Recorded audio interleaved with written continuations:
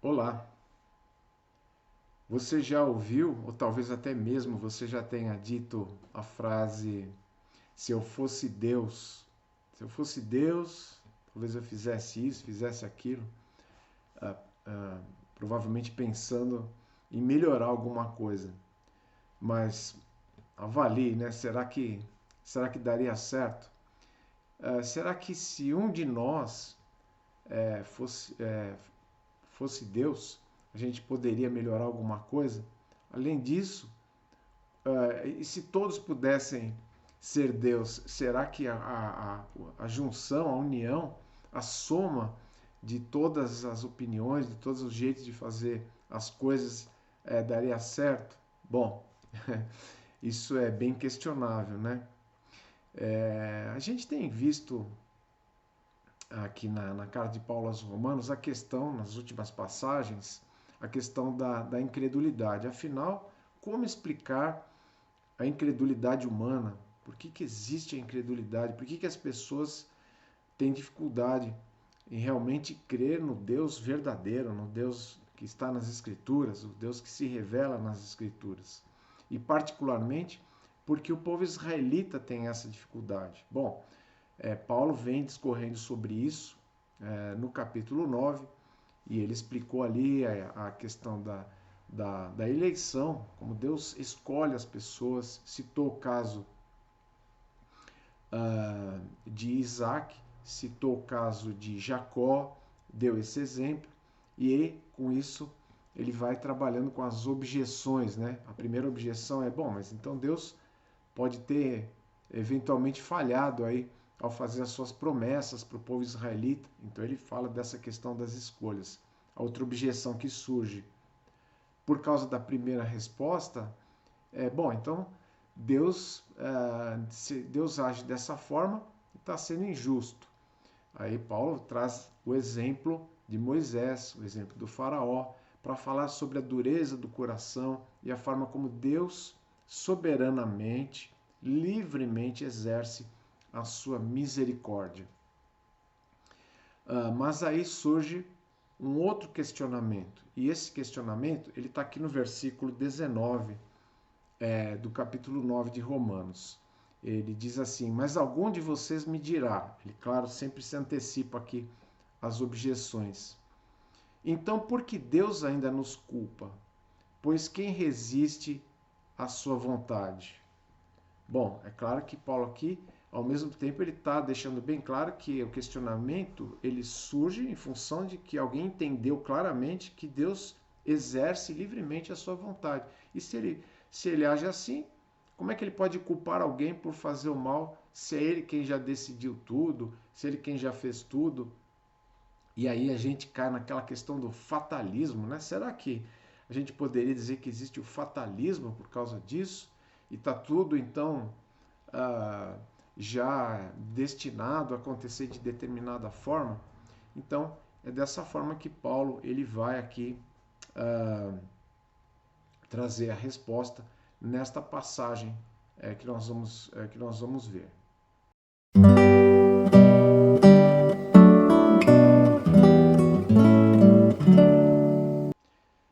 Eu vou continuar aqui, então, a partir do versículo 19, retomando o versículo 19, e nós vamos ler até o versículo 24. Mas algum de vocês me dirá: então por que Deus ainda nos culpa? Pois quem resiste à sua vontade? Mas quem é você, ó homem, para questionar a Deus? Acaso aquilo que é formado pode dizer ao que o formou: por que me fizeste assim? O oleiro não tem o direito de fazer do mesmo barro um vaso para fins nobres e outro para fim desonroso? E se Deus, querendo mostrar a sua ira e tornar conhecido o seu poder, suportou com grande paciência os vasos de sua ira preparados para destruição? Que dizer se ele fez isto para tornar conhecidas as riquezas de sua glória aos vasos de sua misericórdia que preparou de antemão para a glória, ou seja, a nós, a quem também chamou, não apenas dentre os judeus, mas também dentre os gentios. Bom, eu acredito que fica evidente que Paulo aqui está falando dos direitos de Deus. Os direitos de Deus sobre a criação, mas ele está falando aqui também sobre a vontade de Deus para a criação. Bom, para falar dos direitos de Deus sobre a criação, Paulo recorre a uma figura, né? Ele faz uma analogia com a figura de um oleiro. O oleiro é aquele fabricante de vasos. Pensa na importância que alguém assim, né, esse tipo de artesão tinha no primeiro século, quando muitas coisas, né, eram colocadas em vasos. E esse oleiro, normalmente ele tinha ali a sua pequena oficina. Normalmente as casas tinham um tipo de um cômodo embaixo, assim, né, onde as pessoas trabalhavam, né, os artesãos, onde as pessoas muitas vezes colocavam ali, faziam ali depósitos de alimento. Isso estamos falando aqui do primeiro século. E também nas praças, muitas vezes, onde esses artesãos levavam ali a sua roda, às vezes até trabalhavam ali num cantinho e ficavam ali fabricando, e ali já, ao mesmo tempo em que ele fabricava, já colocava ali os vasos que ele já tinha trazido prontos, e assim ele fabricando e vendendo e ganhando a sua vida dessa forma. Era uma figura bem conhecida no primeiro século. Hoje a gente vê aí mais pela internet, pela televisão, né? A pessoa fazendo ali um vasinho, alguma coisa. Talvez algum de nós aí já tenha visto pessoalmente ou até tentado fazer algum vaso. Mas pense em você como esse oleiro, né? Você tem ali a sua matéria-prima. Sua matéria-prima é o barro. O barro, é claro, você vai falar, não, mas o barro tem que ter uma composição X e tal. Bom, o oleiro sabe qual é o barro ideal, normalmente aquela argila e tal, ele sabe onde procurar e tudo. Mas aquela argila, veja bem, Paulo ele salienta que o oleiro ele tem direitos sobre aquela argila é dele, aquela argila ele ou foi lá, escavou, ou ele comprou de alguém, mas o fato é que aquela argila lhe pertence. E ele vai fabricar vasos. E ele vai fabricar vasos com finalidades diferentes. Os vasos vão atender a fins específicos. Alguns desses vasos vão ser usados para fins honrosos, para colocar coisas nobres, colocar alimentos, muitas vezes até para colocar coisas valiosas dentro, para guardar coisas valiosas, até documentos eram guardados em vasos. Outros vasos nem tanto, eram usados até mesmo para dejetos. E isso é o que Paulo chama aqui de fins desonrosos. Ora, o artesão, ele fazia o vaso tanto para uma finalidade quanto para outra. E era a atribuição sua, a prerrogativa sua, era direito seu fazer o vaso para a finalidade que ele quisesse, com o mesmo barro, daquele barro igualzinho, ele podia fazer um vaso destinado para uma coisa ou para outra. Pensa que você é esse oleiro, e se alguém chegasse para você e dissesse, olha, eu acho que você está fazendo as coisas aí errado, por que você fez o vaso desse jeito ou daquele? Eu conheço pessoas que têm muita dificuldade em você dar palpite sobre aquilo que elas estão fazendo. Eu morei no Rio Grande do Sul e sei que muitos gaúchos têm esse problema, né, entre aspas, de que ninguém pode dar muito palpite ali quando ele está fazendo o seu churrasco, né? O churrasco é dele, o churrasco do jeito dele, né? Ele quer levar uma nota sobre aquele churrasco que ele está fazendo. É bom não falar que lado que a carne tem que ficar, se ficou pouco tempo, se tem que virar ou não.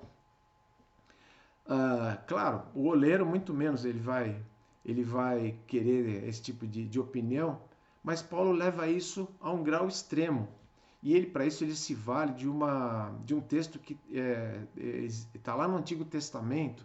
Claro, tem vários textos que falam ali sobre essa figura do oleiro. o oleiro geralmente é associado com Deus. O povo israelita já estava acostumado com essa figura de Deus como esse oleiro, o oleiro que trabalha a massa, né? Que trabalha ali na sua criação, que molda as pessoas, etc. Mas o texto especificamente que Paulo está falando é Deus falando ao povo de Israel, justamente, né? O povo de Israel questionando por que você me fez assim. No caso que Paulo está explicando aqui, é o oleiro, aliás, o vaso, perguntando para o oleiro. O vaso é que está questionando, não é nem outra pessoa, é o próprio, como se o vaso falasse, né? Escuta, por que você me fez assim? Por que você me fez dessa forma para servir a tal propósito? Por que isso? Né? Então, isso, claro, é um absurdo se a própria criação pudesse se levantar contra o Criador. Esse é o argumento, é o primeiro argumento que Paulo coloca aqui. E ele traz aqui os direitos, quando ele está falando disso, ele está falando, obviamente, dos direitos de Deus. Os direitos de Deus sobre essa massa humana. Vamos pensar aqui na massa humana como uma massa de pecadores. Pessoas da mesma natureza. Ele pode pegar as pessoas que são da mesma natureza e criar pessoas com propósitos diferentes.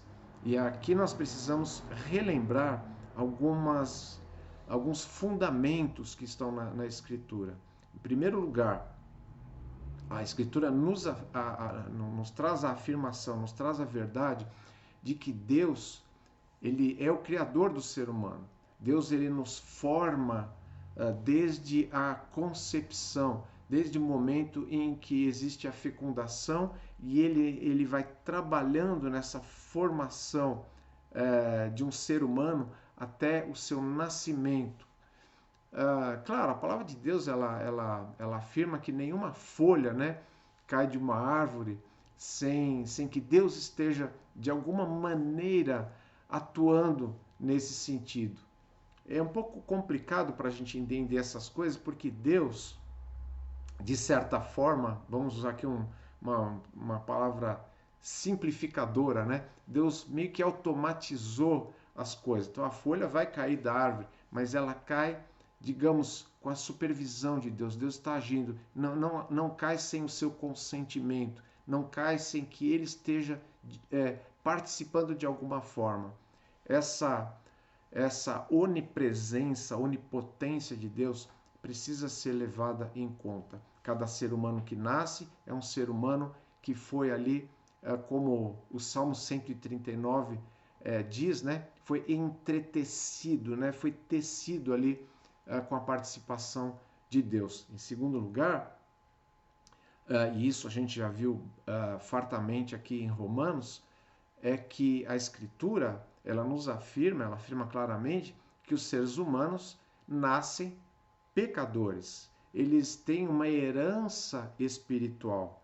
E essa herança espiritual é essa massa que a gente poderia dizer, né, que seria esse barro, né? Esse barro é um barro que a gente poderia dizer é um barro contaminado, né? Essa massa humana, essa massa da qual eu e você fazemos parte e que somos herdeiros, né, de uma condição espiritual.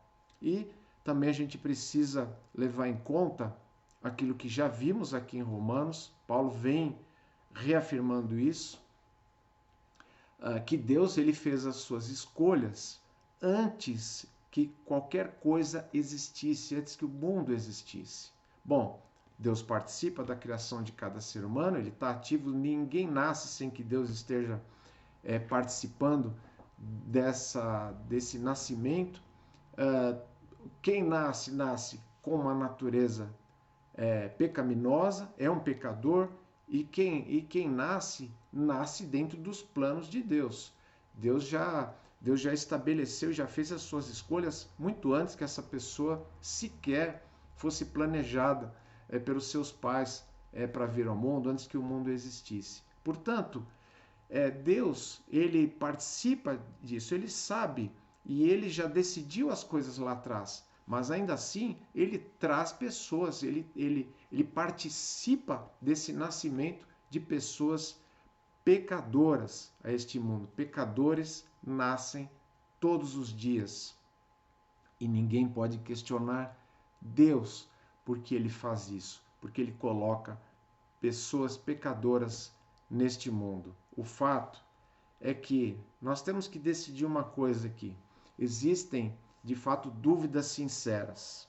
Você pode, a essa altura, estar com um questionamento sincero no seu coração. Puxa, eu não consigo entender muito bem isso. E não é tão fácil realmente de se entender dentro da nossa lógica meramente humana, a nossa lógica que é tão limitada.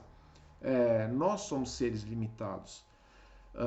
Por outro lado, existe um outro tipo de questionamento. É o questionamento, digamos, rebelde. É o questionamento que já se coloca totalmente contra. Não, isso não é possível. Isso aí tá aí que é para fazer a cabeça das pessoas. Alguém inventou essa ideia. Deus não pode ser assim. Aliás, acho que Deus nem existe, etc. Por aí vai, por aí vão esses argumentos. Esses argumentos, certamente, Deus ele não vai se curvar a nada disso. Deus não tem que responder a nada disso. A questão é da onde as pessoas tiram a sua fonte de conhecimento, da onde elas tiram a fonte daquilo que elas vão saber, daquilo que elas vão pensar a respeito de Deus, a respeito da humanidade. É da Escritura ou é de outra fonte? Então isso é que é muito importante.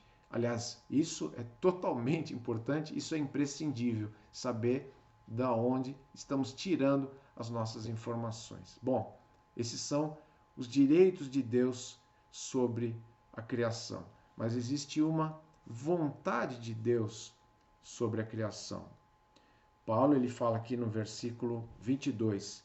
E se Deus, querendo mostrar a sua ira e tornar conhecido o seu poder, suportou com grande paciência os vasos de sua ira preparados para destruição. Deus tem uma vontade para a sua criação. Independentemente se existe já um decreto lá atrás que se manifesta sobre toda a raça humana, um decreto de juízo, de pecaminosidade, existem propósitos. Existem propósitos que não são apenas de condenação, existem propósitos salvadores. E existem propósitos de Deus se revelar, de Deus se tornar conhecido. Porque, afinal, tudo isso, toda a história do mundo, toda a história da humanidade, ela deve caminhar de tal forma e vai caminhar de tal forma em que Deus seja reconhecido de uma forma ou de outra. O fato é que Deus, Paulo diz, olha, Deus ele usa de tudo isso para demonstrar a sua ira contra o pecado. Os pecadores nascem, os pecadores vêm a este mundo, mas Deus, ele com isso, ele acaba demonstrando a sua ira contra o pecado.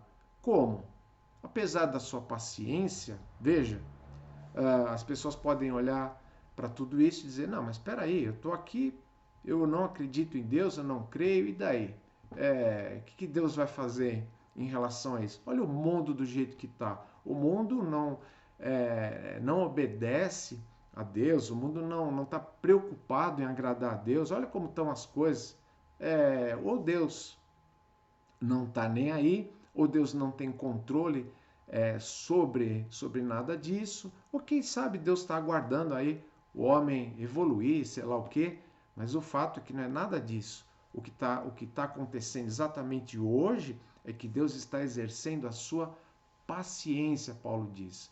Deus não vai deixar o pecado sem ser esclarecido. A sua indignação, a sua posição contra o pecado não vai ficar oculta. Tudo isso vai ser totalmente revelado de forma absolutamente clara. Hoje você pode olhar para a Escritura e pode conferir ali e pode aprender ali sobre Deus, sobre a sua vontade, Mas se você não faz isso, e se você se recusa a reconhecer o que está ali, isso não diminui em nada que o que está ali um dia vai ser colocado claramente e vai haver um juízo em relação ao pecado, coisas que a gente já vem vendo aqui em Romanos. Além disso, tudo isso tem o propósito de demonstrar o seu poder em julgar o pecado, não apenas a sua ira contra o pecado. Deus demonstrar que realmente o pecado não está de acordo com a sua vontade, demonstrar que sim, Deus ele tem uma ira, ele tem ódio contra o pecado. Deus ele tem um posicionamento claro em relação ao pecado, mas ele não apenas ele tem essa característica, essa marca do seu caráter, mas ele tem também o poder em relação a isso. Então, é claro que apesar, novamente, da sua paciência, ele está aguardando, isso não significa que Deus está impotente, está incapaz de lidar com o pecado. A punição, ela é certa, o pecado será devidamente tratado. O pecado será devidamente punido. O juiz vai se sentar naquele trono, o trono que é do seu direito, o trono que só pertence a ele, o trono em que só ele pode se assentar. Ele vai exercer o seu julgamento e o pecado vai ter o devido tratamento, o tratamento que realmente merece. E em nada disso vai haver confusão, não vai haver qualquer disposição contrária, tudo isso vai ficar absolutamente claro. O tempo que nós estamos atravessando hoje, a presença da incredulidade, a presença do mal, tudo isso faz parte do pacote da paciência de Deus. Deus está sendo paciente e ele demonstra assim a sua paciência em aguardar. Ele aguarda o tempo, ele estabeleceu um tempo para fazer as coisas. O tempo de agora é o tempo de agora, é o tempo que as coisas que Deus estabeleceu para este tempo estejam acontecendo. E o tempo do futuro é aquele tempo em que Deus ainda vai realizar, no tempo dele, dentro da sua vontade, o que tem que ser realizado. Mas o juízo é certo, o juízo é inescapável. Além disso, Paulo mostra aqui nesse texto que outro propósito de Deus é demonstrar a sua glória através da sua misericórdia. A glória de Deus, digamos que ela seja a soma das suas perfeições. Alguém já trouxe algo nesse sentido, né? É difícil, às vezes, definir o que é a glória de Deus, o seu resplendor, o seu brilho, né? A sua majestade em toda a sua refulgência. Isso é difícil de definir, né? Os israelitas tiveram uma amostra disso, os apóstolos tiveram uma amostra quando Jesus se revelou ali parcialmente, né? O apóstolo João, inclusive, depois que Jesus ressuscitou que trouxe a ele as revelações ali do Apocalipse, teve essa oportunidade, né, de vislumbrar a glória de Jesus Cristo, ainda que eu acredito que de forma incompleta, uma vez que João não seria humanamente capaz de contemplar a glória de Jesus, porque nós não a podemos contemplar com estes olhos que temos aqui nesta vida, estes olhos, este corpo, né? Tudo isso terá que ser transformado para poder contemplar e viver e se alegrar com a glória de Deus. Mas o que Paulo está nos mostrando aqui é que essa glória, ela vai ser muito mais apreciada por aqueles que são objetos da misericórdia de Deus. Aqueles que, sabendo-se parte dessa massa de pecadores, parte desse barro que compõe a humanidade pecadora, sabendo que viemos dali, sabendo que somos parte e tudo que merecíamos e tudo que não merecíamos, mas Deus misericordiosamente nos chamou, como Paulo aponta aqui, e não chamou apenas judeus, mas chamou também gentios, porque a sua misericórdia abrange tanto uns quanto outros. E é disso que esse texto fala. Aquele privilégio de conhecer o livramento de Deus, e assim é como se a glória de Deus pudesse ser aumentada. É claro que ela não pode ser aumentada, mas do nosso ponto de vista de criaturas que são objeto dessa misericórdia, a glória de Deus ela é ampliada no nosso entendimento. Nós podemos, assim, reconhecer muito mais a verdadeira glória de Deus. Tudo isso está no propósito porque Deus faz as coisas do jeito que faz. Porque Deus traz ao mundo pessoas que vão ser alvo da sua misericórdia e outras pessoas que não vão ser alvo da sua misericórdia. É para que tudo isso, no fim, caminhe para os devidos acertos, para que a ira de Deus seja devidamente conhecida, mas também a sua glória seja conhecida. E nada disso está fora dos seus direitos, e nada disso transgride qualquer item no seu caráter, não arranha o seu caráter de modo nenhum. A presença da incredulidade no mundo não é algo que está fora do controle de Deus. As pessoas podem blasfemar, as pessoas podem erguer a sua voz, o seu dedo contra Deus, de forma direta ou de forma indireta. Muitas vezes as pessoas têm aí os seus deuses, eu acredito em Deus e tal, mas não o Deus verdadeiro, não o Deus das Escrituras.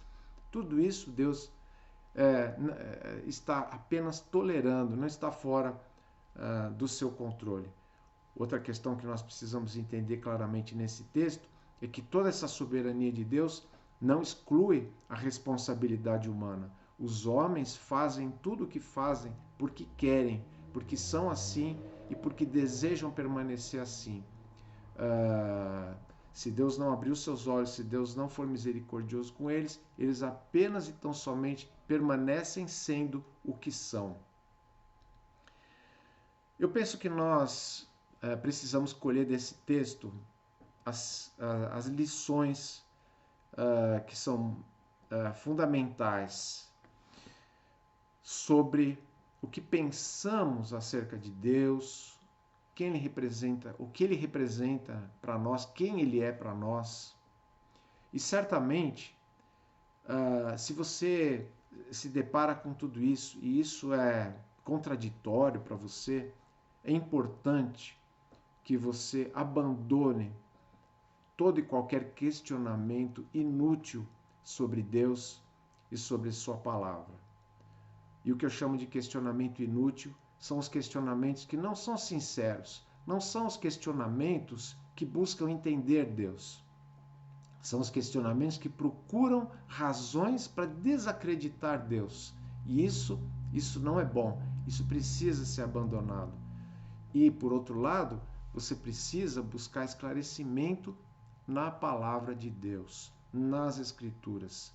É ali que você encontra o verdadeiro Deus. É ali que você vai se deparar com a realidade de quem Deus é e de quem nós realmente somos, quais são os planos de Deus, qual é o plano de Deus quanto à salvação, especialmente. Qualquer outra fonte deve ser rejeitada, claro.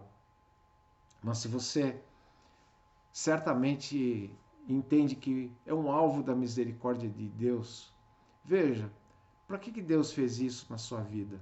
É para que ele seja glorificado. Se você hoje consegue enxergar da onde Deus te tirou, como Deus te tirou dali, sem teus méritos, sem tuas qualificações, sem você correr na direção certa, sem que você tivesse feito absolutamente nada para merecer. Tudo que eu e você podemos e devemos fazer é sermos gratos, é agradecermos, é glorificar a Deus, é reconhecer essa glória de Deus que nós podemos conhecer e procurar manifestá-la na nossa vida, procurar expressar este Deus que está nas Escrituras as pessoas. Um Deus verdadeiro, um Deus que confunde os sábios, um Deus que derruba sofismas, que derruba fortalezas, porque Ele está acima de tudo isso. E nós precisamos nos apegar firmemente a isso, independentemente dos questionamentos das pessoas. Não devemos ficar aí atarantados, como aqueles que não sabem em que mundo estão vivendo, porque estão aqui, de onde vieram, para onde vão. Nós que temos todas essas certezas, devemos expressá-las da melhor maneira. E se você, mesmo sendo alvo da misericórdia de Deus, tem dúvidas sobre esse tipo de assunto, dedique-se mais. Agora, tenha convicção de uma coisa: Deus, ele não vai se curvar às limitações humanas. Nós é que temos que nos curvar à soberania perfeita de Deus, aos plenos direitos que ele tem, e jamais sermos questionadores naquele sentido ruim. Podemos sim ser aquelas pessoas que temos dúvidas. Eu tenho dúvidas também, preciso melhorar, preciso conhecer. Sei que não vou conhecer tudo nesta vida, mas sei que preciso me dedicar a conhecer o melhor possível. E é isso que nós devemos fazer para ter uma vida que o agrade, poder manifestá-lo aqui nesse mundo. Bom, você viu que Paulo ele conclui aí esse trechinho falando de judeus e gentios. E é sobre isso que nós vamos poder falar um pouco na próxima semana. Esse papel, esse lugar que Deus reservou aos gentios. E, afinal de contas, vai se desenhando aí uma questão. Será que ele deixou Israel totalmente de lado? Israel tem planos aí, ou seja, Deus tem planos futuros aí para Israel. Isso começa a circular ali nesse finalzinho do capítulo 9, que a gente então vai ver. Até lá, então, que tudo que foi visto hoje tenha um bom proveito na sua vida, seja benéfico aí para você. Tenha uma boa semana e que Deus te abençoe.